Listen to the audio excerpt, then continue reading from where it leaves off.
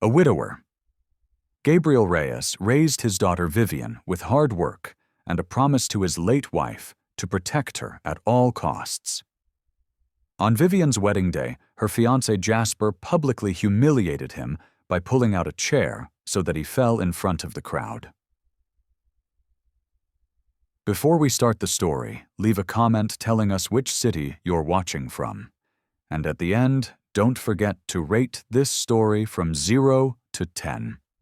Enjoy the story.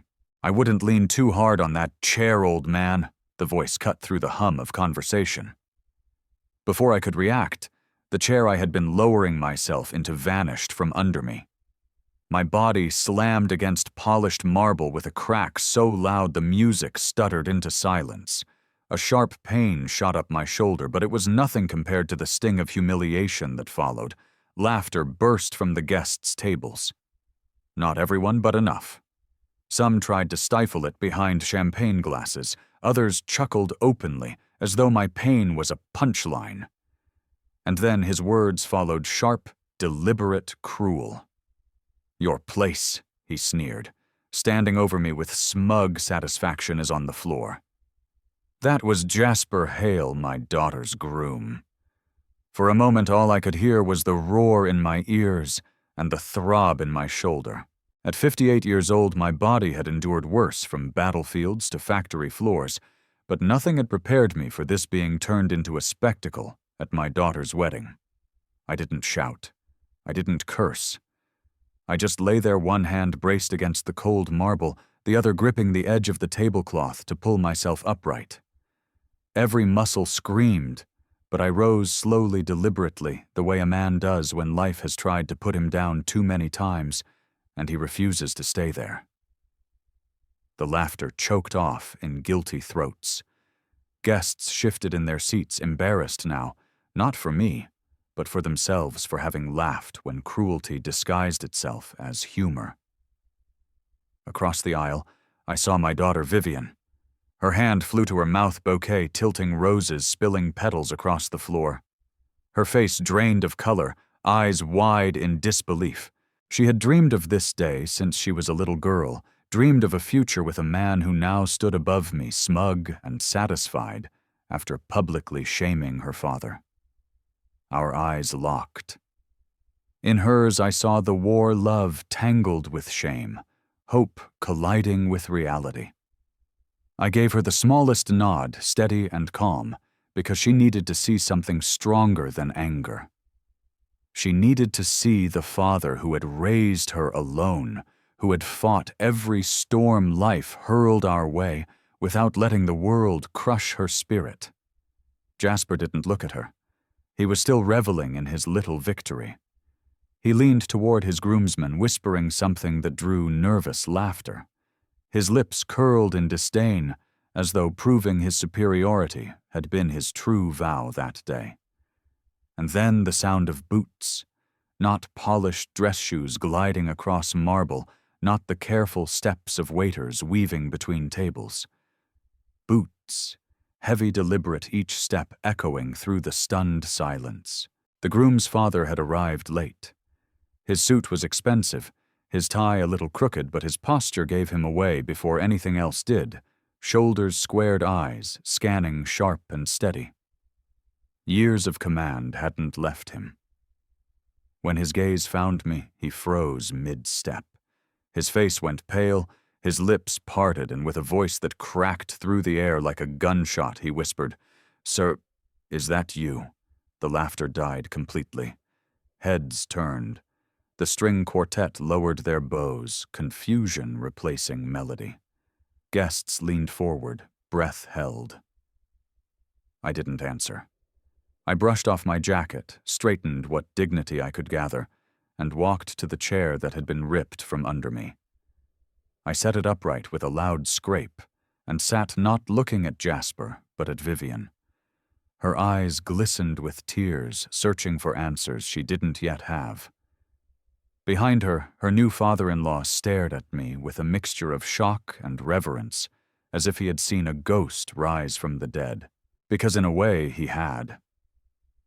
The name he had nearly spoken, the one I hadn't heard aloud in years, still rang in my ears. Sergeant Gabriel Reyes, a name from a life I had tucked away in dusty boxes and fading photographs. A name tied to desert nights, burning vehicles, and the sound of gunfire. A name connected to one promise I had carried ever since: protect those I love, no matter the cost. The officiant cleared his throat, stumbling through the next lines of the ceremony, trying to drag the wedding forward as if nothing had happened.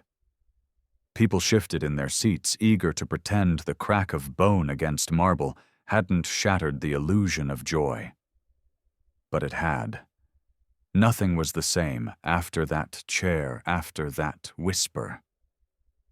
I let the noise blur the faces, fade my thoughts, drifting to wood and nails, to sawdust and paint, to another chair, one built not for humiliation, but for love. That memory would not let me go. Even as Jasper smirked across the room, even as Vivian tried to smile through her confusion. It was the memory of when she was 6 years old, and I built her a little chair in the garage so she could sit beside me while I worked on engines. Her small legs swinging, her eyes wide with curiosity, asking about every wrench and bolt. That chair was blue, painted with leftover porch paint, and it became her place, her safe spot beside me through years of laughter, tears, and loss. And now, decades later, here I was again. A chair had been pulled from under me, not by fate or tragedy, but by the man who claimed to love her. As the officiant droned on and champagne flutes were raised, I sat still, my jaw tight, my hands folded. I may have been at that wedding in body, but in spirit I was already searching, already planning. Because I knew cruelty like this doesn't end with chairs. It grows. It tests boundaries until it takes everything. The music swelled again, hesitant but steady.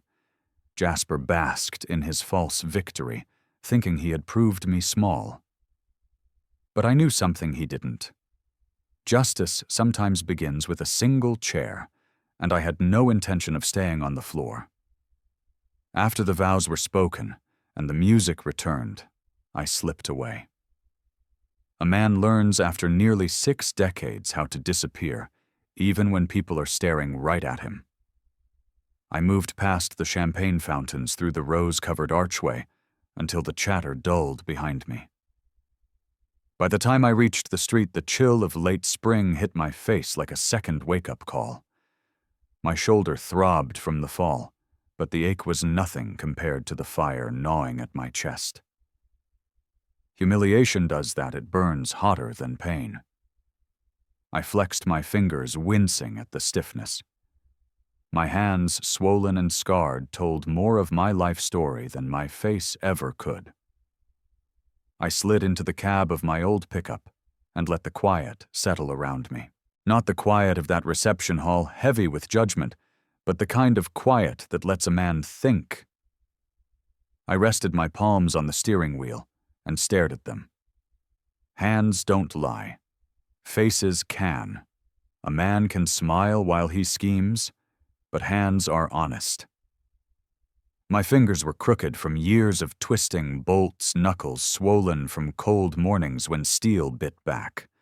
Thin white scars crisscrossed my palms, reminders of jobs finished and lessons learned. Each line a story, hard work, mistakes, survival. These were the hands that built a life from scraps when life tried to take everything away. After Maria, my wife, passed, people told me to remarry. A little girl needs a mother, they'd said. But I knew better. My daughter didn't need another woman filling shoes that could never be filled. She needed stability. She needed hands that would hold steady through storms, hands that would never let her go. So I went back to work. Long hours in the garage, grease under my nails, sweat soaking the back of my shirts. Double shifts just to keep food on the table, the lights on the mortgage paid. Nights when my hands shook from exhaustion, I'd collapse into that old armchair, and still I'd hear her small footsteps padding across the floor. She'd climb into my lap, place her tiny hand over mine, and whisper, "Daddy, you smell like the garage." Never an insult, always comfort. The scent of motor oil and gasoline meant home to her. That memory softened the sharp edge of what Jasper had done earlier that day. Yes, I'd been knocked down. Yes, I'd been laughed at. But I'd survived worse. And through it all, those hands of mine had always lifted me back up. I closed my eyes, and another memory rose the night I built her that little chair. The garage smelled of sawdust and pine resin. My workbench was cluttered with sockets, wrenches, and bolts, but she didn't care. She just wanted a place of her own beside me. She was 6 years old, hair tied in uneven pigtails, her voice full of endless questions. "Why does the wrench make that noise? What's that black stuff on your shirt? Can I help, Daddy?" I remember the way her small fingers tried to hold tools too heavy for her hands. She would strain and wobble, but she refused to let go until I guided them back onto the bench. That's when I decided to build her something to remind her she belonged right there with me. I found leftover pine boards in the corner, measured them with my carpenter's square, and cut them down. She watched every stroke of the saw like it was magic. My hands blistered from sanding edges smooth, but I didn't stop until the wood was safe for her to touch. I had just enough porch paint left in the can, a faded blue, and together we brushed it on until the little chair gleamed. When it dried, she climbed into it, legs dangling, grinning from ear to ear. That chair wasn't much to anyone else, but to her, it was a throne. She sat in it every afternoon, handing me tools, asking me questions belonging. And later when Maria died, it was in that same chair that Vivian sat holding my hand while we cried together. Her little fingers clutched mine so tightly that I swear I felt the strength of a grown woman in them. That blue chair had held her through grief laughter and years of growing up. Now, decades later, another chair had been pulled out from under me, not by life, not by fate, but by the very man who promised to love her. The contrast seared me. One chair built with love, another ripped away with cruelty. I opened my eyes, gripping the steering wheel, until my knuckles whitened. The vows Jasper had spoken that afternoon echoed faintly in my ears, hollow and cheap, compared to the vow I had made to Maria the night Vivian was born. Protect her always. And I had. I had fought for her, provided for her, carried her through storms. But watching Jasper grin as I lay sprawled on the floor hearing the laughter of strangers at my expense, that wasn't just about me. That was about her. Because if he could humiliate me so easily, what would he do to her when no one was watching? I knew then this wasn't over. Humiliation was only the beginning. Men like Jasper tested boundaries, pushing further each time until they owned everything around them. But I wasn't about to let that happen.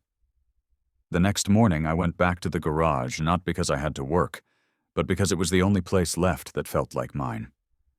The old roll-up door groaned as it rose, metal scraping against metal. Inside, the air smelled of grease and dust of tires stacked high, and a coffee pot left too long on the hot plate. My Harley stood half-assembled in the center chrome, catching slivers of light through dirty windows. That bike had been my slow project for years. Never rushed, always waiting. A machine rebuilt piece by piece, like the life I'd cobbled together after Maria died. I pulled on my overalls, cracked my knuckles, and let the rhythm take over. Wrench Titan wipe, again and again, the kind of rhythm that calms a man when his mind is storming. As I worked, my eyes drifted to the wall above the workbench. Old photographs lined it. Vivian's kindergarten portrait, her first bike, her high school graduation. One picture of Maria in her wedding dress, her smile radiant, her eyes alive with a light that hadn't dimmed in memory. I stared at that photo longer than I meant to. I could almost hear her voice, gentle but firm.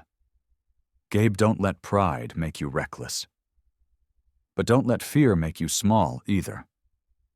Her voice stayed with me even as my phone buzzed on the workbench.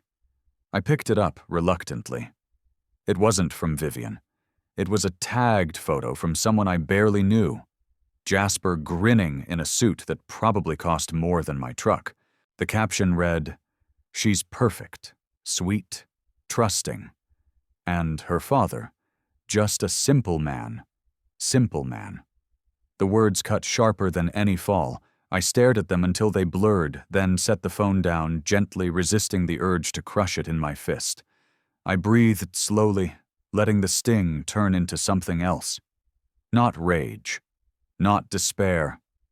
Resolve. I whispered to Maria's photograph. "I promised you, and I'm not done keeping that promise." I stayed in the garage after that longer than I needed to. There's a kind of medicine in honest work, in the scrape of metal against metal, and the slow, certain turn of a wrench. The world outside can lie to you. A bolt never does. Either it seats or it doesn't. Either you fixed the thing, or you didn't. I've always liked that about engines. They don't pretend. I set the phone face down on the workbench so I wouldn't have to look at that caption again. Simple man. 2 words small enough to fit under a photo, sharp enough to cut through bone. I breathed in the air that has always felt like home to me, oil, hot steel, old coffee, and let my hands fall back into their rhythm. Tighten test wipe. Tighten test wipe. The sound of the ratchet filled the space where anger wanted to live. The Harley sat in the middle of the floor like a question I'd been answering piece by piece. Chrome had a way of catching every sliver of light which made it look finished even when it wasn't. I'd rebuilt this bike the way I rebuilt my life after Maria died slowly, with more patience than pride, replacing what failed polishing what still had life in it. Some men rush a project because they're running from what's behind them. I took my time because I was building something I could trust. Across from me above the bench were the photographs that always keep me honest. Vivian with a crooked smile and missing front teeth. Vivian pushing a too big bike I had bolted training wheels on. Vivian in a cap and gown with my arm around her shoulder, my eyes too red for the flash. And beside them, Maria in her dress, the lace catching the sun like frost on a window. I keep that one where I can't miss it. Her smile reminds me that love doesn't need chandeliers to be true. Don't let pride make you reckless, I could almost hear her say. But don't let fear make you small either. Maria had a way of splitting a man's choices into 2 clean lines. I rubbed the edge of the workbench with my thumb until the splintered spot felt smooth again, and let her words settle. Pride wanted me to march back to that venue level the room with what I knew about men like Jasper and drag my daughter away by the hand. Fear wanted me to stay quiet and hope it all worked itself out, because what if saying the truth cost me the only person I have left? The line between those impulses is where a father lives. I've been walking that line since the day she was born. I rinsed my hands at the slop sink, the water running black-gray before turning clear. The scars on my knuckles stacked like poorly aligned bricks, each one a memory of a job that fought back. I turned the faucet off and looked at my palms. They've lifted engines and coffins and one little girl who cried in a blue chair until she ran out of tears. They've also carried men through a night that wanted to erase us. I don't talk much about that, but the memory of it lives in how I stand and how I watch a room. When you've walked under tracer fire, you learn to read the air around people. Jasper's air was all performance, shoulders squared, like a magazine cover voice pitched just enough to make other men look smaller. It's the kind of confidence that collapses the first time it meets a wall that won't move. Humiliating me in front of 100 people wasn't about a chair. It was about testing whether there was any wall in me at all. I dried my hands and reached under my shirt, feeling for the chain that carries Maria's ring. The gold is always warm, even in January, some trick of the skin, or maybe the way memory makes heat. The ring rests where a dog tag used to. It beats with me. When I hold it, I remember my first and last promise to her: protect our girl. Not from life, but through it. That promise didn't mean locking Vivian in a safe. It meant teaching her where the safe places are and how to get back to them when the world goes cold. It meant letting her choose even when her choice scared me half to death, and being ready to catch her if the ground gave way. Protection isn't control. It's readiness. I set the ring back against my chest and pulled the stool over to the bike. The rear brake assembly's tolerance was off by an eyelash, enough to squeal, not enough to fail. I adjusted it until the travel felt right, the kind of right that's invisible unless you've spent years listening to what a machine says. That's what most people never understand about men who work with their hands. You don't just turn screws, you listen. Every sound has a story, and if you hear it early, you can fix the problem before it becomes a failure. Somewhere in that thought, the humiliation of the wedding shifted into something else: clarity. I can't out-sneer a man like Jasper. I don't want to. But I can outlast him. I can stand still in the storm and let the storm spend itself. I can be the wall he didn't plan for. And I can tell the truth quietly, plainly, until truth is the only sound left in the room. I put the wrench down and let my mind move where it needed to Vivian. To the way her eyes looked when she saw me on that floor, to the way her bouquet spilled roses like a wound no one knew how to tend. I knew another conversation with her was coming. I would not make it a grand speech. I would not make her choose between her father and her future. I would give her the mirror and let her look as long as she needed. The clock over the door ticked the way the clock in a barracks ticks at 0300, too loud, too honest. I poured the old coffee into a chipped mug and drank it cold because I deserved nothing better in that moment. The bitterness steadied me. I pulled a rag across the bench, squared the sockets into neat rows, and set the ratchet where my hand would find it without looking. You can tell a lot about a man by the way he leaves his tools at the end of a hard day. I leave mine ready. The phone buzzed against the wood. I didn't pick it up right away. When I did, I saw the same photo still open behind the black screen oppose a smirk, a suit that said more about the price of cloth than the value of character. Under it, those two words stared back. Simple man. I almost laughed then.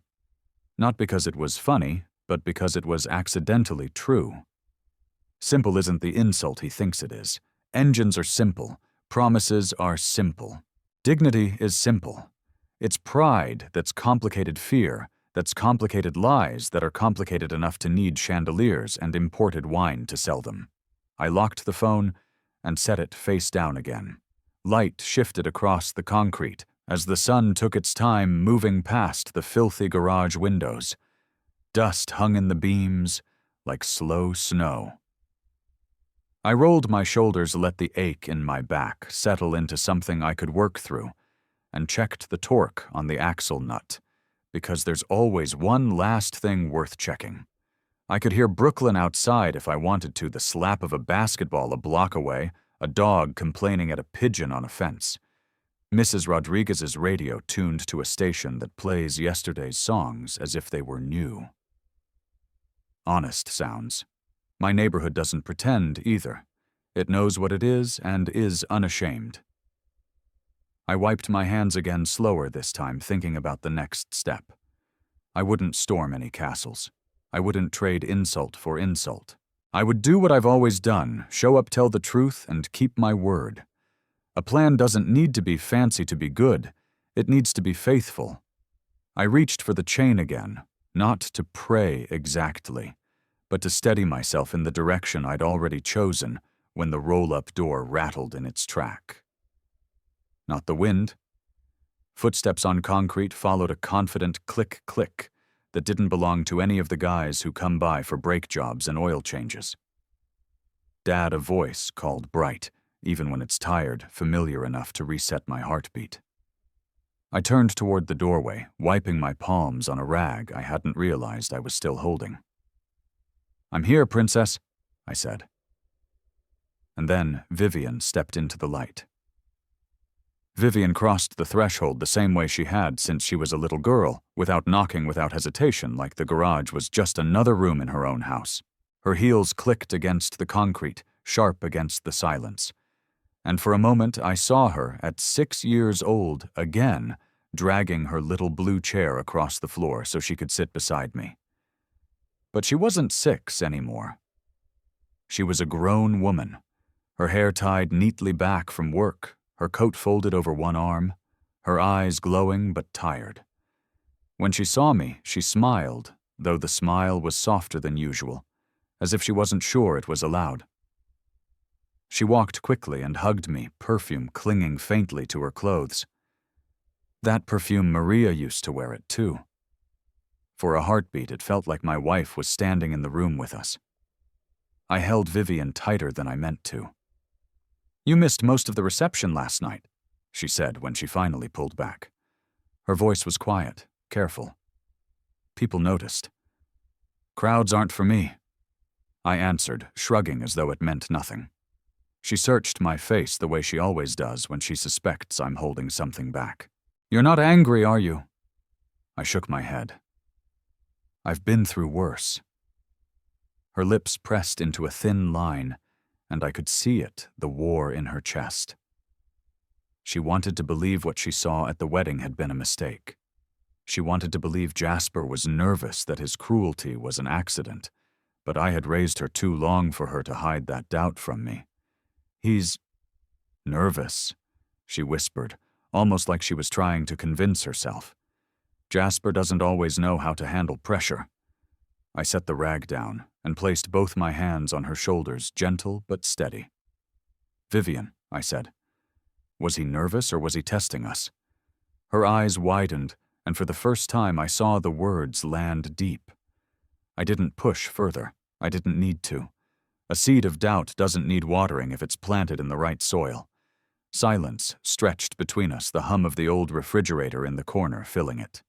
She blinked quickly like she was fighting to clear her thoughts. Then she hugged me again, this time tighter. "I love you, Dad." I kissed the top of her head. "I love you too, Princess. Always." When she finally let go, she wandered towards the workbench, fingers grazing the old photographs tacked above it. She stopped at Maria's wedding picture. For a long moment she stared at her mother's smile, then glanced back at me. "She'd want me to be happy," she said softly. "Yes," I replied. "But she'd also want you to be respected." Her eyes filled, and she turned quickly so I wouldn't see. But I had. I always saw. That night after she left the garage felt heavier.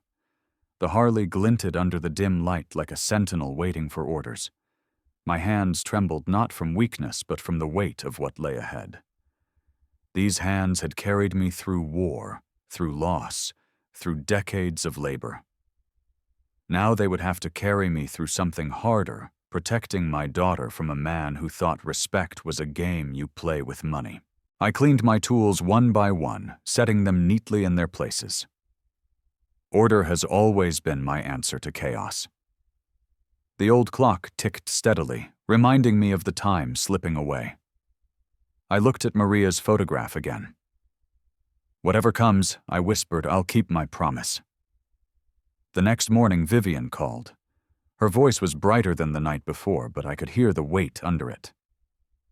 "Dad," she said, "Jasper wants to take us to dinner. Just the 3 of us. He thinks it will be good for you to get to know each other better." I paused, rag still in my hand, grease staining the lines of my palm. Dinner with Jasper. I knew it was coming, but knowing doesn't mean you're ready. Still, when your daughter asks you, say yes.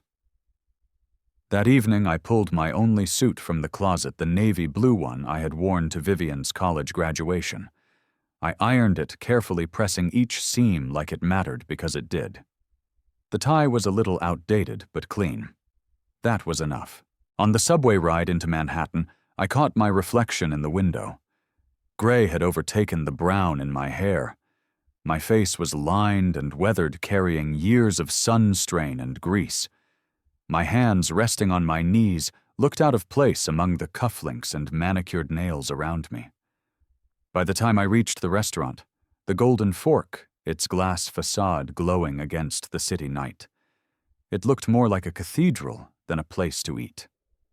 Inside, chandeliers dripped light across marble floors. The air smelled faintly of truffle and polished wood.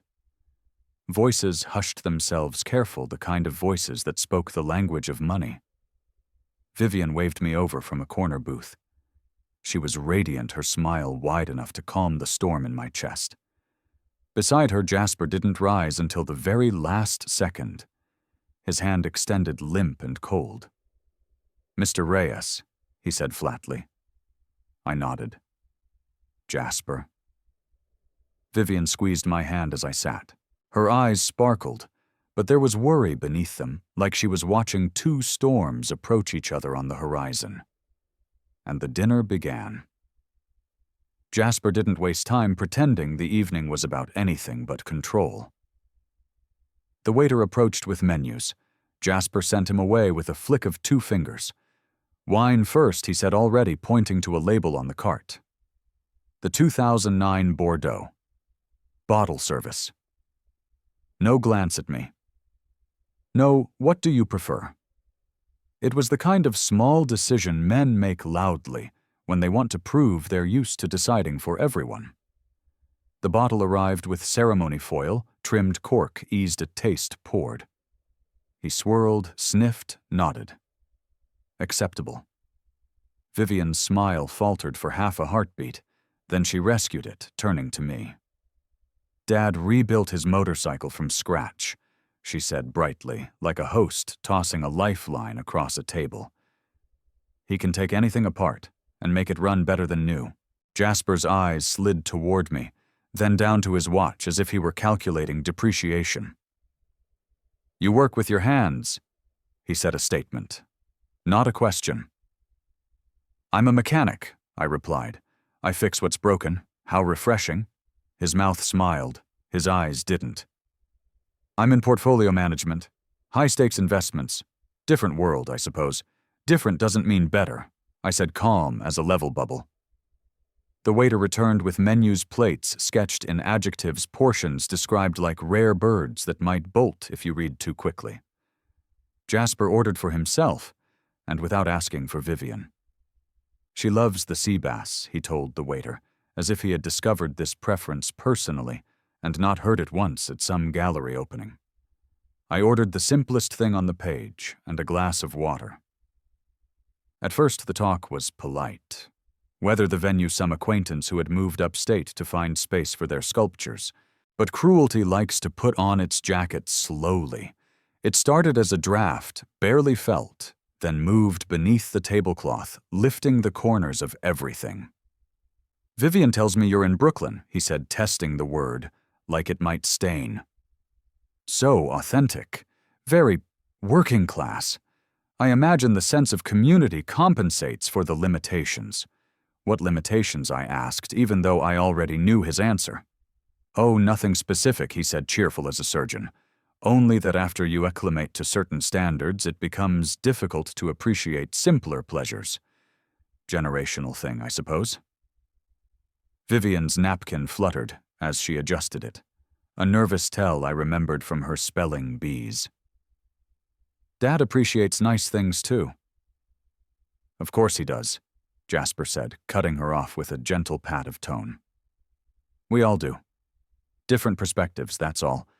The plates arrived artfully arranged, the kind of food you photograph so you can remember you ate it later.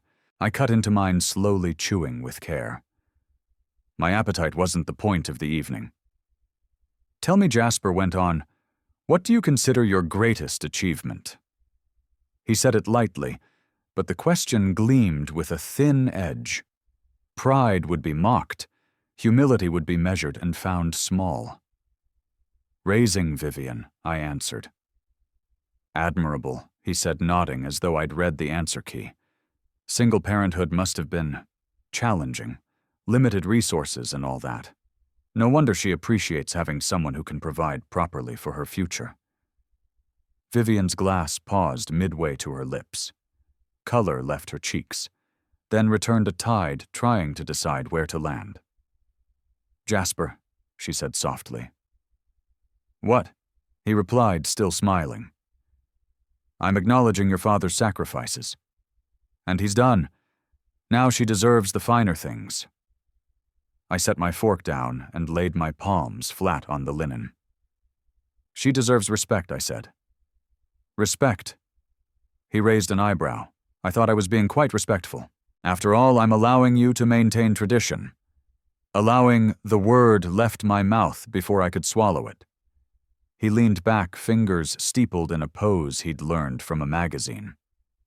"Some men in my position might insist on more modern arrangements," he said. "But I understand the importance of letting older generations feel useful." The band in the corner plucked something soft and expensive. Crystal chimed. Somewhere a laugh rolled through, not at us, but near enough to remind me what room I sat in. I didn't answer. Silence can be a tool if you hold it steady. He tried a new angle. "You were in the service," he said, glancing at the edge of my hairline the way men hunt for clues. "That must have been formative." "It was," I said. "I admire men of action," he added, as if he were choosing between cufflinks. "The world needs people who can follow orders." Vivian's hand found mine under the cloth and squeezed hard enough to reach bone. I squeezed back. Message sent.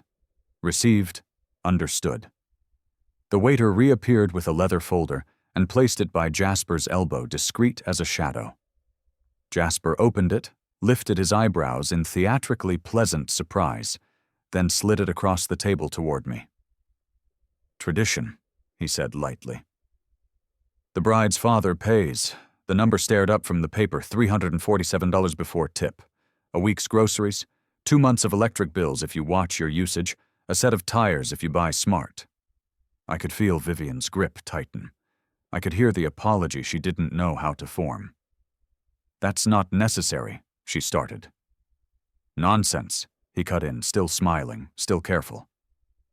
"Your father wants to show his support. Don't you, Mr. Reyes?" I reached for my wallet. It's older than his watch, and it will outlast it. The leather is worn smooth by years of ordinary days. My hands shook, but not from fear. Dignity is heavy, and it costs what it costs. I set the card down, met the waiter's eyes, and said, "Thank you." The man's face didn't change, but the smallest muscle in his jaw eased, like he'd been waiting to see what kind of night this would be. While we waited, Jasper leaned back, triumphant in that sliver of time men like him confuse with victory. "I'm sure Vivian appreciates seeing how well her 2 favorite men get along," he said, as if he had given us all a gift. "She appreciates honesty?" I answered. "Of course," he replied. "And stability."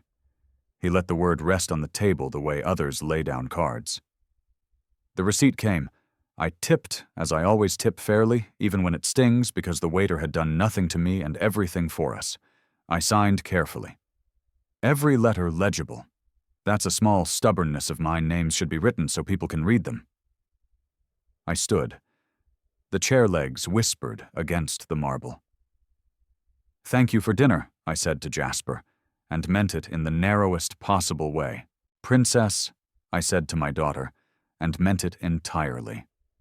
Outside, the street caught the city's neon on a film of recent rain. Cabs hissed. A bus sighed. Somewhere far above, someone laughed like they had nothing fragile to lose. I breathed in air that didn't smell like truffle and polish. It smelled like car exhaust and wet concrete, and the corner pretzel cart a block down. I prefer honest smells. Dad Vivian called, catching up to me under the awning. Her eyes were glassy, furious at him, furious at herself for not preventing any of it, furious at the world for making the math so obvious and so cruel. "I'm okay," I said. "You shouldn't have paid." "It was a bill," I replied. I've paid worse. She bit her lip. He was showing off. He was testing, I said. Difference matters. She nodded, a small movement that wasn't agreement so much as comprehension. Behind the glass, Jasper watched us with that bright, empty expression of a man who believes the scene is over because the waiter has taken the check away.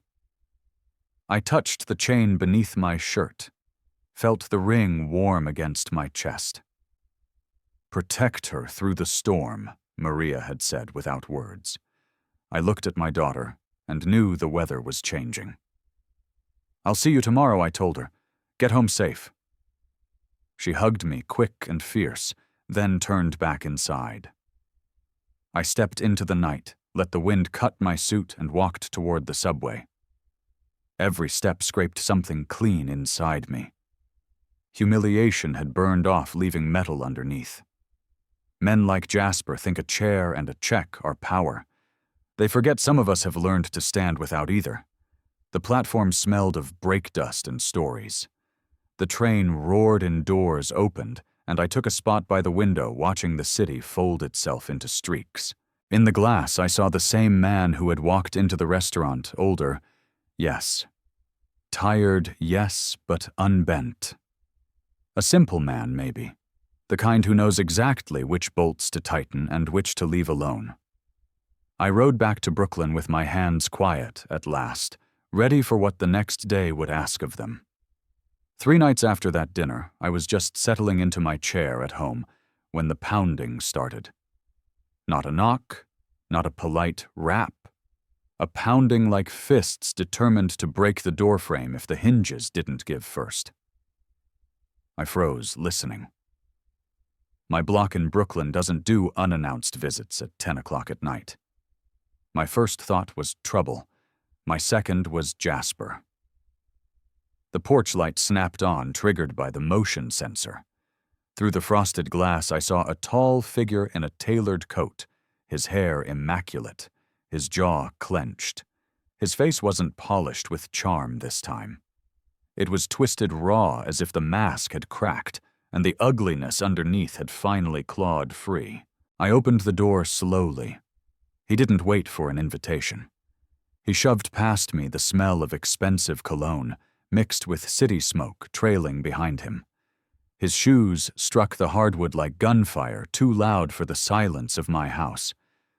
He spun once in the living room, eyes darting to the photographs on the wall, the worn couch, Maria's portrait above the mantel. His sneer deepened. "We need to talk," he said, his voice louder than it needed to be, as if he thought volume could hide desperation. About what I asked, leaning against the door frame. "Don't play dumb with me." His jaw twitched. "Vivian's been different since that dinner. She's asking questions. She's having doubts. I know you've been poisoning her against me." Poisoning? I kept my voice calm. Or telling her the truth. That brittle laugh of his cracked through the room, but it didn't last. He stepped closer, trying to loom. I didn't move. I'd seen real intimidation before, and this was just theater. "You told her I was disrespectful," he accused. "That I don't value family. That I'm what some kind of monster." I told her what I observed. Nothing more, nothing less. His eyes flared. "Here's what you're going to do," he said, jabbing a manicured finger at my chest. "Tomorrow you'll call her. You'll apologize. You'll tell her you were wrong about me, that you overreacted."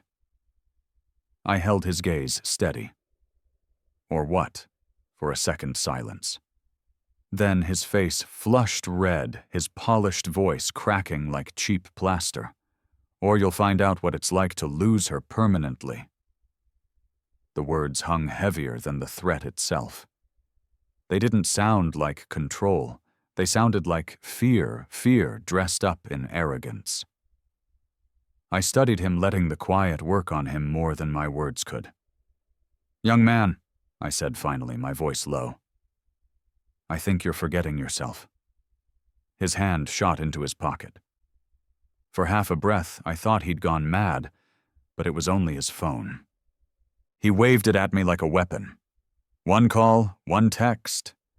I tell her you threatened me, that you're jealous, trying to break us apart. Who do you think she'll believe, her fiancé or her bitter old father? Something in my stillness made him hesitate. My stance shifted barely enough to register, but it was enough. He stepped back half an inch, the first crack in his posture. You don't understand, he muttered, voice rising again. I've worked too hard to get here. I won't let some old mechanic ruin everything I've built. I gestured around the room, our couch worn from years of stories, the dining table scarred from homework, and dinner's Maria's photo smiling from the mantel. This, I said, is a daughter who knows she's loved unconditionally. This is bedtime stories, piano recitals, scraped knees, and college tuition paid with over time. This is what actual achievement looks like. His lip curled. Sentimental garbage. The world doesn't run on bedtime stories, old man. It runs on power. On money. Maybe your world does, I said. But Vivian comes from a different one. For the first time since he barged in, sweat broke along his hairline. He shifted, restless, his voice, dropping to something like a plea. She'll choose me, he said. When it comes down to it, she'll choose the life I can give her. Will she? I asked quietly. The question landed harder than anything else I could have said. His fists clenched. For a moment I thought he might swing. But something in him faltered, the same instinct that tells a man when he's out of his depth. This isn't over, he spat. But the conviction wasn't there. Vivian's mine. She chose me, not you. Vivian isn't property, I answered. She doesn't belong to anyone. He stormed toward the door, hand on the knob, then turned back one last time. You have no idea who you're dealing with. Actually, I said softly, I think I do. The door slammed behind him. His car engine roared down the street, fading into the night. Silence settled over the house again, heavier than before. Only the old clock ticked steadily, unbothered. I walked to the mantel, eyes on Maria's picture.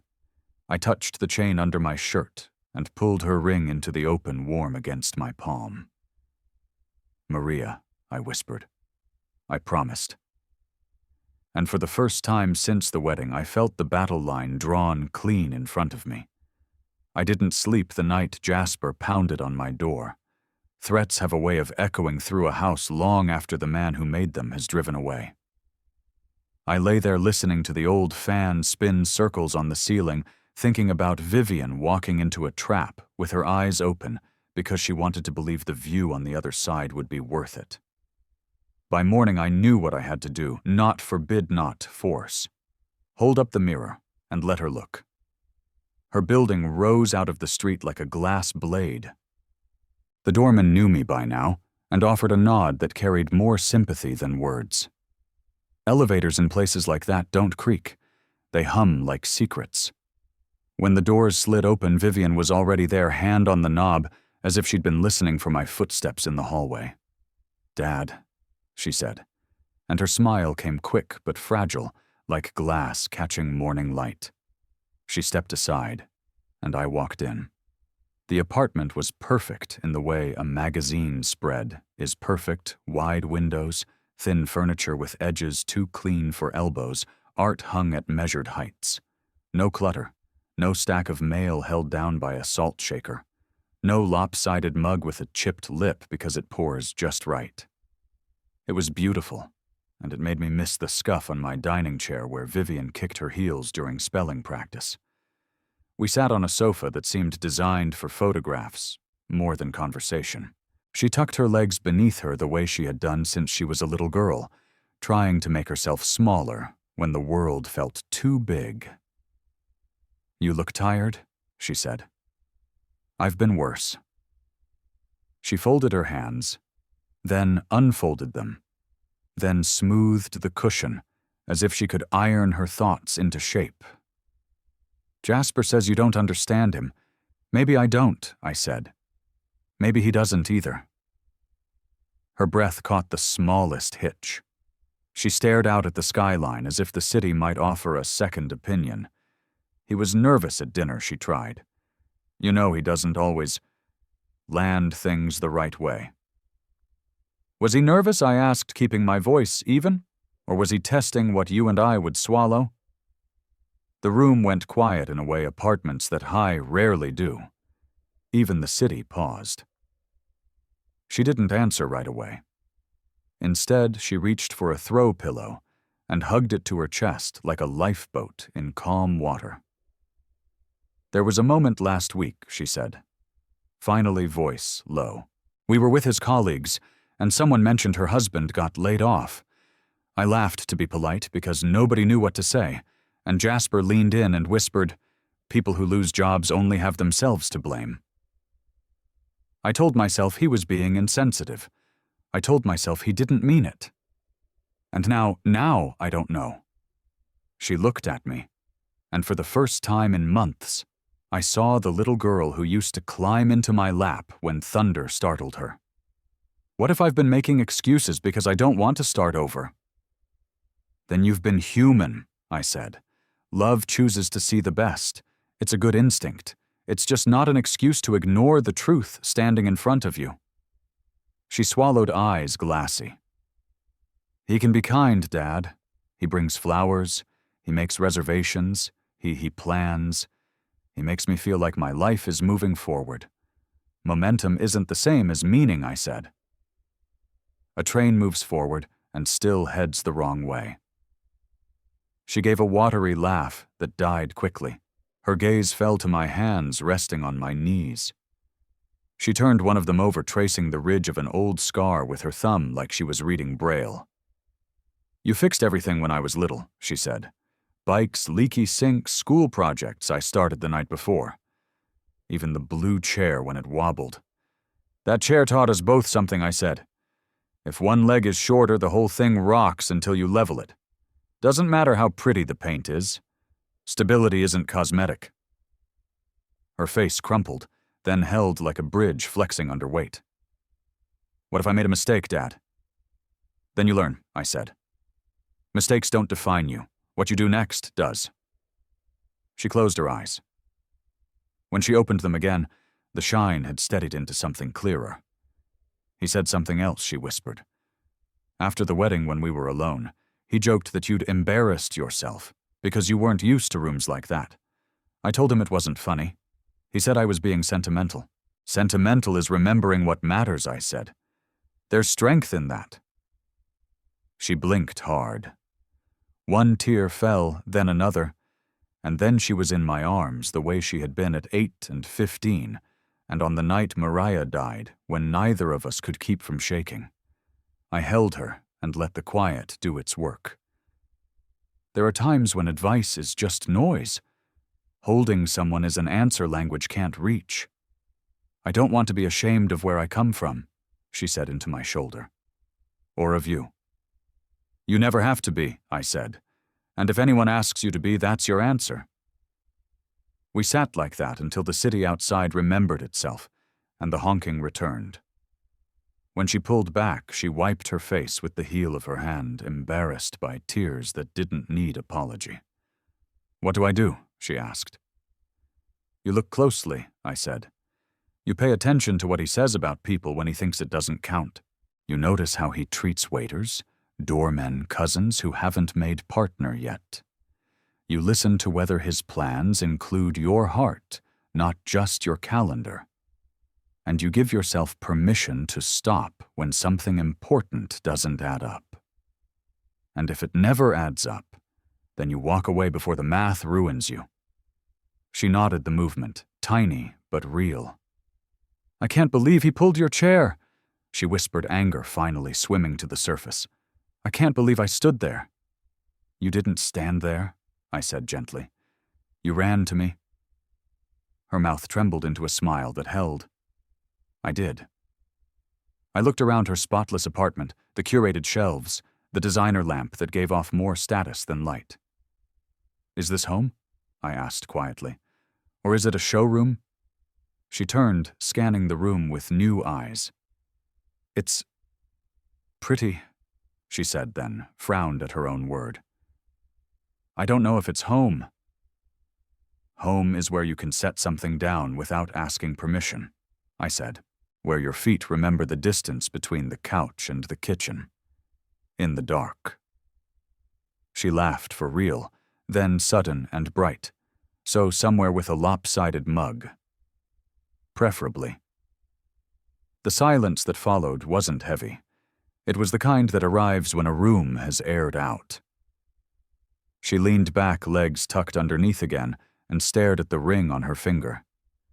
The diamond threw light around the room like a warning flare. "I keep thinking of Mom," she said. What she would say, she'd tell you the same thing she told me in her way, I said. Don't let pride make you reckless. Don't let fear make you small. She breathed in like someone who'd been underwater too long. "I'm scared, Dad." "Me too," I said. "Courage isn't what you feel. It's what you do." She reached for my hand again, grip strong. "Stay for coffee. Only if it's bad," I said. "And in a cup we don't have to admire." She snorted and brought out 2 plain mugs from the back of a cabinet where real things go to hide in apartments like that. The coffee tasted like honesty burnt a little bitter. We drank it standing at the counter because some conversations don't belong on staged furniture. When it was time to go, she walked me to the door and held on a second longer than necessary. "Thank you," she said. 2 simple words that fill a father's lungs better than oxygen. "Call me," I told her. "For anything, for nothing." In the hallway, I stood for a moment, staring at the carpet that looked like it had never met a shoe with dirt on it. The elevator doors slid open and closed with a soft exhale. Down in the lobby, the doorman gave me the same nod, but this time his eyes asked a question he didn't voice. I answered it with a small smile that said, "We're not done here." Outside, the city had shifted into late afternoon sunlight, angled off the towers, throwing long shadows that cut the blocks into strips of gold and gray. I walked to my truck, feeling something I hadn't felt in weeks. Not victory, not even relief. Just the sense that a locked door had been opened a crack from the inside. On the drive back, I rolled the window down and let the air blow the perfume of those rooms out of my clothes. I passed a diner where men argue about baseball, like the score matters a barber sweeping hair into a neat line at the end of his day, a mother tugging a stroller through a crosswalk while the light threatened to change. Brooklyn sounded like itself, again, honest, unadorned. At a red light, I touched the chain beneath my shirt. The ring was warm, steady. "We're getting there," I said to the dashboard to Maria, to the part of myself that had been bracing for impact since the first time Jasper smiled like he'd solved us. When I pulled onto my block, Mrs. Rodriguez was watering petunias in coffee cans, and Mr. Nguyen was locking up his bodega. They both said my name the way neighbors do, like it's part of the weather. A kid dribbled a ball, lost it, chased it into the street, and waved when I rolled it back with my foot. Ordinary life kept moving. I sat on the porch steps with a cup of the coffee that lives in my house, the kind that tastes like mornings with a blue chair, and watched the sun slip behind roofs that needed paint. A breeze ran down the street and set the flags moving. Somewhere 2 men argued about who owed who $10, and laughter solved it. A whisper slid past me on that same breeze. Nothing I could quote, just the feeling of words starting to move from mouth to mouth. In neighborhoods like mine, whispers are a kind of currency. They buy clarity at a discount. I didn't know what they carried yet, only that the air felt charged like a storm, considering its options. I took another sip, set the cup on the rail beside me, and looked at my hands. They were steady. They would need to be. The next step would come to me, the way the right tool finds a man's palm when he's learned his bench with his eyes closed. When the first whisper found me, I'd be ready to listen. Whispers travel faster than trains in Brooklyn. By the end of the week, I was hearing them everywhere, at the diner over burnt eggs outside the bodega, where men argue about soccer, even in my own garage where customers lingered just a little too long before paying. Heard the new son-in-law's got a sharp tongue. They say he called her a trophy. Guy like that doesn't last. None of them said Jasper's name, but they didn't need to. The description was enough. In neighborhoods like mine, respect is currency, and word spreads fast when someone's bankrupt. One afternoon, I stood in line at the hardware store picking up sandpaper and oil filters when two men in tailored coats walked past. I didn't know them, but I knew their type. Voices pitched too loud so everyone could hear. One said, "She's not a wife, she's an acquisition." They both laughed like the words were clever. My stomach turned. Acquisition. The word gnawed at me all the way back to the truck, back down the familiar streets, back into the silence of my garage. I tried to bury it under the sound of the ratchet, the smell of grease, the sight of chrome catching light. But it clung sticky and bitter like oil you can't scrub out no matter how much soap you use. That night, the truth came louder than whispers. I had stopped by Vivian's building to drop off some things she left at the house, an old quilt, a box of photos, a mug with a handle glued twice, but still worth keeping. The lobby guard waved me in, and I rode the elevator up, carrying memory in a cardboard box. When the doors opened, I heard his voice before I even turned the corner. Jasper. He stood in the hallway outside their apartment, phone pressed to his eartones, smooth as glass. I froze, box heavy in my arms, and listened. "Relax," he was saying. "She's mine. She doesn't even realize it yet.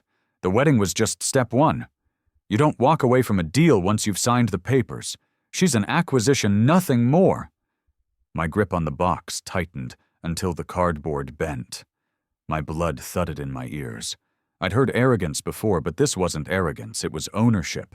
The same word repeated, hammered into the air like a brand acquisition. He paused, listening to whoever was on the other end. Then he laughed. "Her father, irrelevant. Old. A nuisance at best.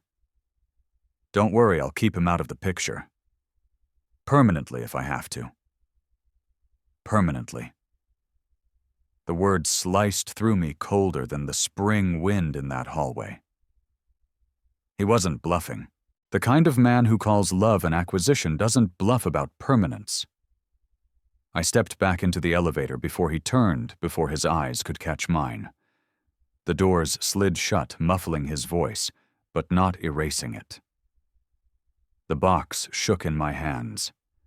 Maria's quilt pressed against my arm, her smile in those photos, staring up through cardboard as if reminding me of the promise I'd made. Downstairs, I carried the box back to the truck. I didn't leave it. I couldn't. Not until I knew she was ready to hear the truth in full. That night, I sat at the kitchen table with the quilt spread out, photos stacked like playing cards, the mug sitting in front of me. I ran my thumb along its crack, the line where it had broken and been mended. Stronger maybe, but changed forever. I whispered into the empty room. "Maria, what do I do now?" Silence answered, but it wasn't empty silence. It was the kind that comes before action, the kind soldiers know in the seconds before the order to move. This wasn't about pride anymore. It wasn't even about humiliation. It was about protection. The line had been crossed, and there was no mistaking it. I touched the chain under my shirt, the ring warm against my chest. My hands stilled, no longer trembling. The decision had been made the moment I heard the word acquisition. I would protect our daughter. Not later. Not eventually. Now. The next morning, I called an old number I hadn't dialed in years. It still sat memorized in my bones like muscle memory you never lose. Sam picked up on the second ring. "Reyes." His voice was deeper, slower, but the recognition was instant. "It's me," I said. "I need to talk." He didn't ask why. Old friends don't. "Come by the office," he replied. Noon. Sam Jacobs had been with me in Iraq 2 tours. Same dust, same fear, same stubborn refusal to lie down when everything told us to. These days he wore tailored suits and carried a briefcase, but the set of his shoulders was still military. He had traded his rifle for a law license, but you don't stop being who you are. You just change uniforms." When I walked into his office, he stood, clasped my hand hard, and gave me the look soldiers give each other when words don't fit. Then he motioned me into a leather chair across from his desk. "What's wrong?" he asked. "My daughter's husband," I said. The words tasted bitter. "Something's not right. I've heard him call her an acquisition. I've heard him threaten to push me out of the picture. I need to know what I'm dealing with." Sam leaned back, hands steepled, eyes narrowing. "Name Jasper Hale." His eyebrows went up. "Hale, I've heard that name." He swiveled to his computer fingers, moving quick. Within minutes he had files open, tabs multiplying. His frown deepened with every click. "Well, well," he murmured. "Your instincts are as sharp as they ever were. Jasper Hale, portfolio manager, but that's only the surface. He's been flagged more than once for questionable investments. Offshore accounts, shell companies. Nothing stuck too many lawyers, too much insulation, but the smoke is thick enough to prove fire." I said nothing, letting the words settle like lead. Sam scrolled further. "He's reckless with money. Takes risks that ruin other people while he skims his cut. Lawsuits have vanished with settlements. And there's talk, unverified but loud, that he's leveraged more than his reputation can cover." "What does that mean for Vivian?" I asked quietly. "It means she's a pawn in his game," Sam answered. "Marriage gives him legitimacy, stability on paper, a good woman from a respectable family. That's armor in the circles he runs. She's not his partner, she's his cover." The word burned through me. Cover, acquisition, pawn. All the same truth. Sam leaned forward, voice low. "Listen, Gabe, you can't confront him head on. Men like Jasper thrive on theatrics. You raise your voice, he plays the victim. You push too hard, he makes her choose, and fear will drive her into his arms. The smart move is patience. Let him expose himself. Let the truth hang him." I gripped the armrests, knuckles white. Patience had never been my strength, not when it came to protecting Vivian. But Sam was right. I couldn't fight this battle with fists or fury. I needed strategy. "What do you suggest?" I asked. "Document everything he said, every word, every action. If he threatens, write it down. If you overhear something, note the time and place. Truth is your strongest weapon. And when the moment comes, because it will, you'll have the ground under your feet, and he'll have nothing but lies." I nodded slowly. The advice was solid, the kind you only get from someone who's seen both battlefields, foreign and domestic. Sam studied me for a moment, then smiled faintly. "You haven't changed. Same eyes, same refusal to let anyone take what's yours. Not mine," I said. "Hers." He stood and clapped my shoulder.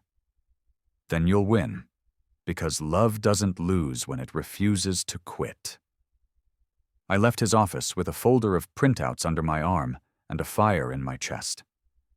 On the subway ride home, I watched the city blur past people lost in their phones and their silence. I thought about Vivian as a little girl, legs swinging from that blue chair in the garage, handing me wrenches she couldn't name. She trusted me then, without question. She still trusted me now, though fear clouded her sight. Sam's words replayed in my mind, "Let the truth expose him."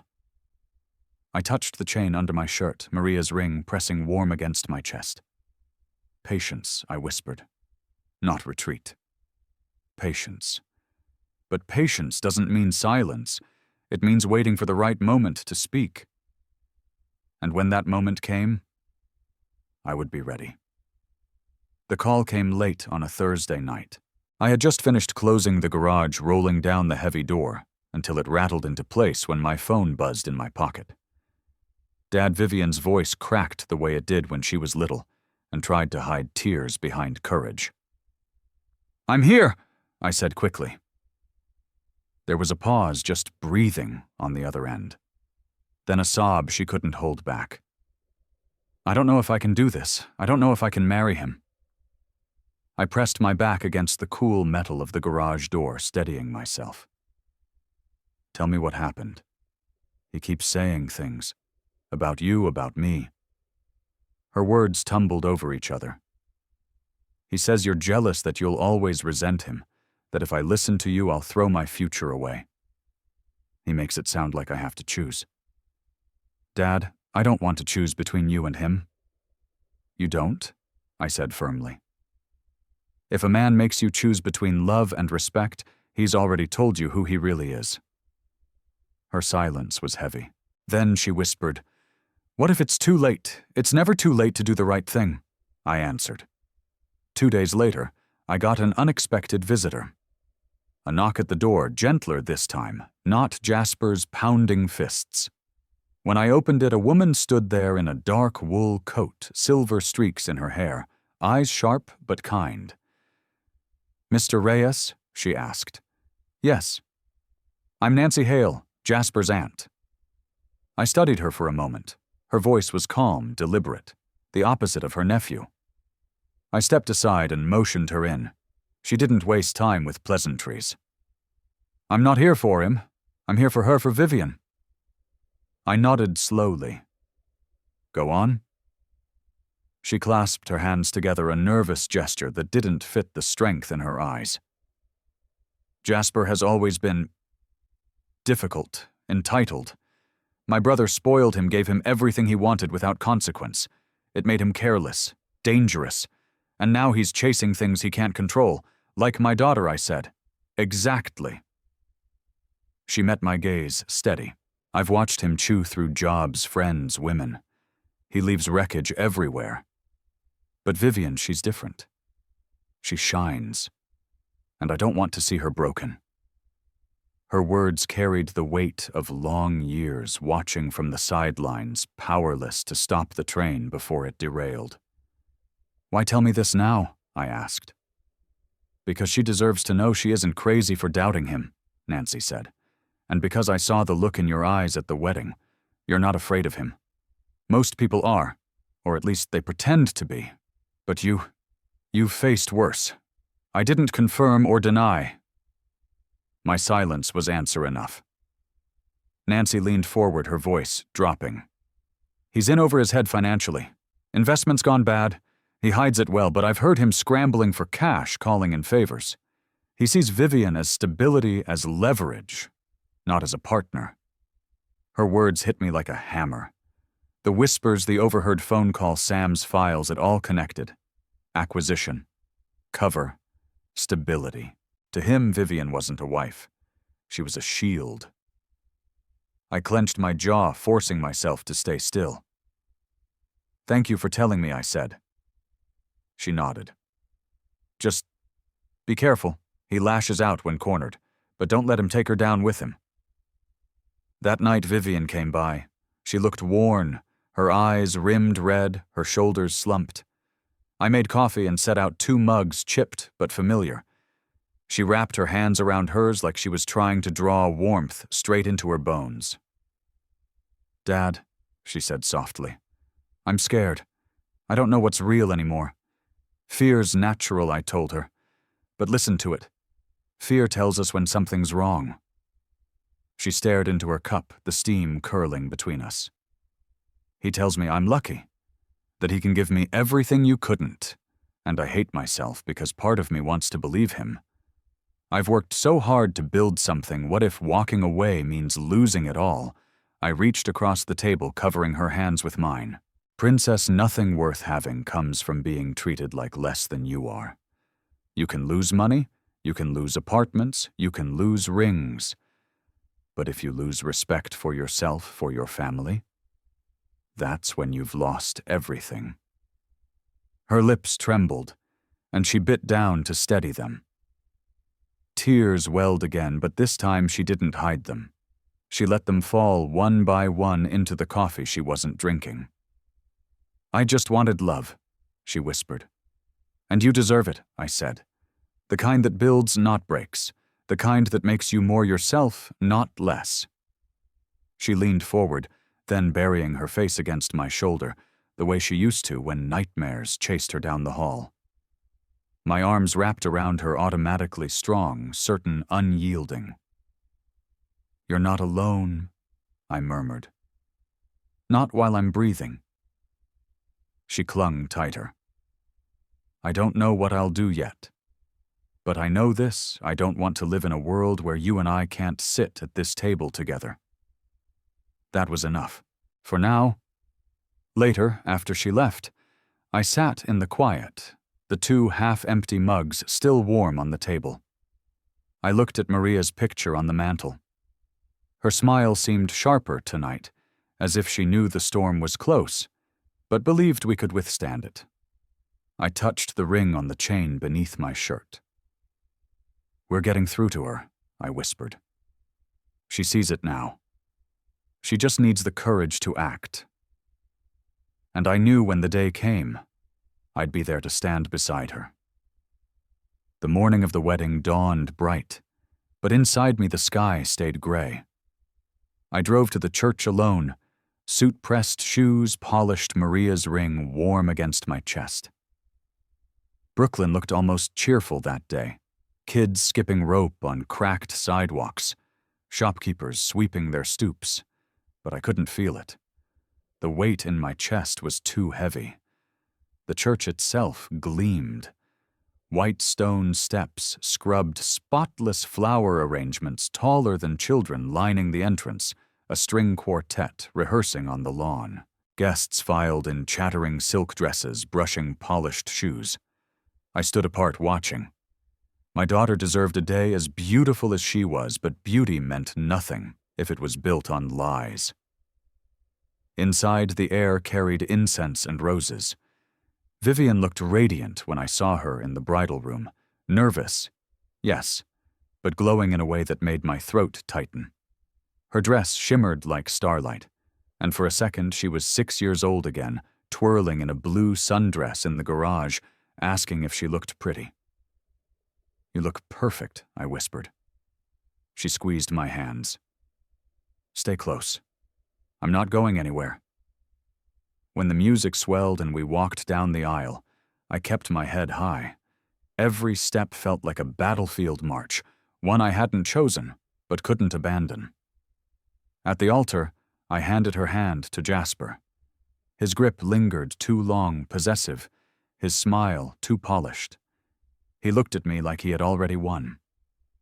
The ceremony blurred the vows, the rings, the kiss. Guests cheered, pews erupted in applause. I clapped too steady and measured because it was what a father does. But my eyes never left Jasper's face, and his never left mine. The reception hall glittered like a palace. Chandeliers sparkled champagne, overflowed laughter rose. Tables overflowed with food, every detail curated to impress. I sat quietly at my place, fork, idle smile, thin waiting. And then it came. As the evening wore on, Jasper drifted toward me, his groomsmen trailing like shadows. His smile was sharp, his eyes glinting. "Mr. Reyes," he said loudly enough for nearby tables to hear, "why don't you sit with us?" I nodded politely and moved toward the empty chair he indicated. Just as I lowered myself, his hand shot out again. He yanked the chair away. The world tilted. My knees hit marble. Gasps rippled across the hall, followed by a few stifled laughs. It was the same cruelty from before, doubled now in front of everyone I loved. I pushed myself up slowly, palms pressing against the cold floor. My body ached, but my spirit didn't break. I rose, adjusting my jacket, eyes locked on Vivian, her face crumpled, disbelief warring with shame and anger. She had seen enough. The room's laughter died in their throats as another sound cut through the heavy steps of boots. I knew that rhythm. I had heard it once before at the first wedding. Jasper's father entered late again, his presence filling the space like a storm front. He stopped, eyes fixed on me. Shock spread across his face, then recognition, then something deeper. "Sergeant Reyes," he said, his voice carrying over the stunned silence. The entire hall froze. Guests turned. The string quartet faltered mid-note. Even Jasper's smug grin slipped. Years ago, his father continued, voice breaking with emotion. This man saved my life in Iraq, carried me out under fire when everyone else thought I was gone. I owe him everything. And tonight, his gaze snapped to his son, steel replacing awe. I see my own flesh and blood disgrace him. A hush settled so heavy it seemed to smother the air. Jasper's face drained of color, his mouth opening and closing like a man caught without a script. Vivian's bouquet slipped from her hands, petals scattering across the marble floor. Her chest rose and fell as if she'd been running. She looked at her father-in-law, then at me, then at Jasper. The truth finally was undeniable. I straightened not with anger, but with dignity. I didn't need to say a word. The silence spoke for me. Guests began whispering, heads shaking, eyes narrowing on Jasper. What had been laughter moments ago now turned to shame, and not for me, for him. Vivian stepped forward, her hand trembling, her voice clear. You humiliated my father. Twice. And for what? To prove you could, to prove you owned me. She pulled the ring from her finger, the diamond catching light as it slipped free. I won't be an acquisition. The ring hit the table with a sound louder than thunder.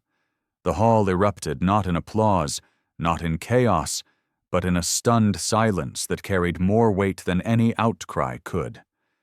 Dozens of eyes fixed on the small diamond ring lying on the white linen tablecloth, its brilliance suddenly hollow. The sound it had made hitting the wood beneath still echoed in my chest.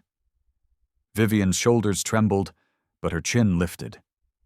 She looked at Jasper as though seeing him for the very first time, not as the man she thought she loved, but as the stranger he had revealed himself to be.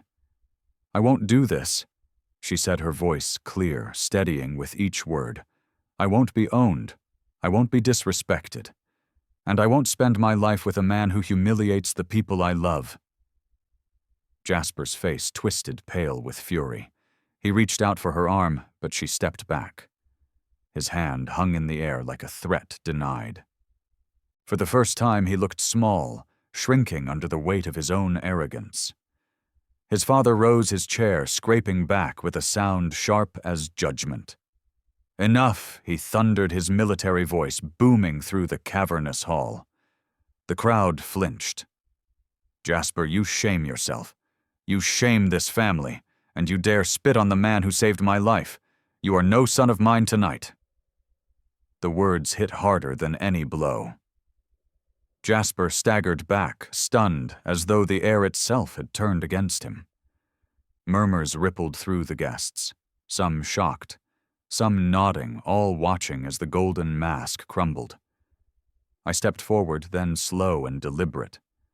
My knees still ached from the fall, but I stood tall. I didn't look at Jasper. He was finished without me. Instead, I turned to Vivian.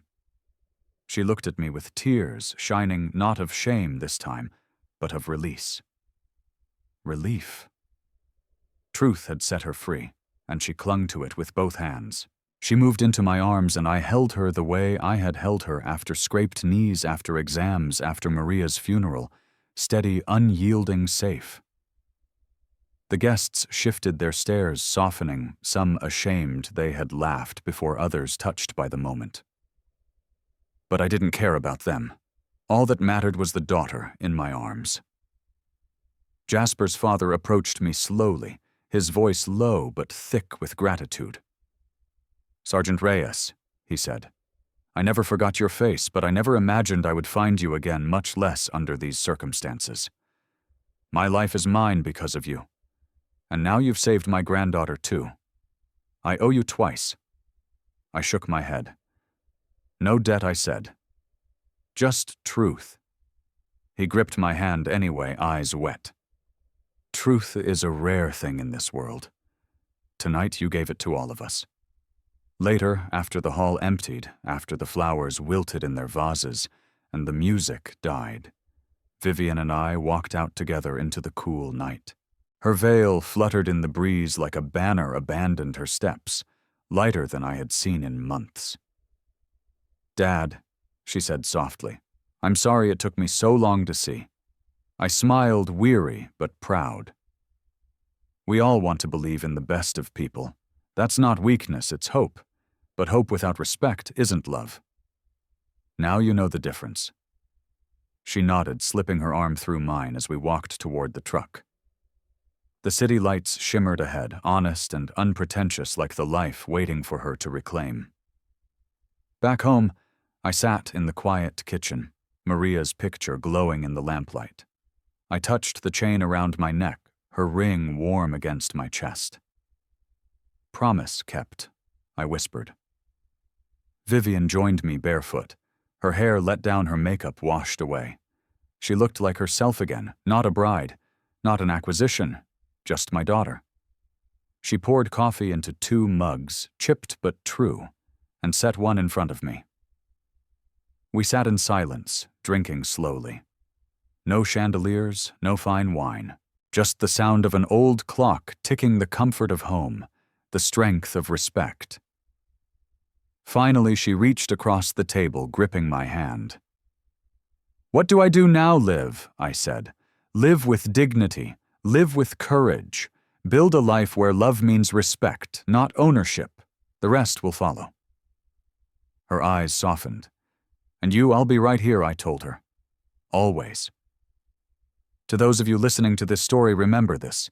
Money fades, beauty fades, even power fades. But dignity endures, respect endures, a father's promise endures. When someone shows you who they are, believe them. And when the world tries to take your seat, stand taller than the ones who laugh. If this story touched you, share your thoughts in the comments below.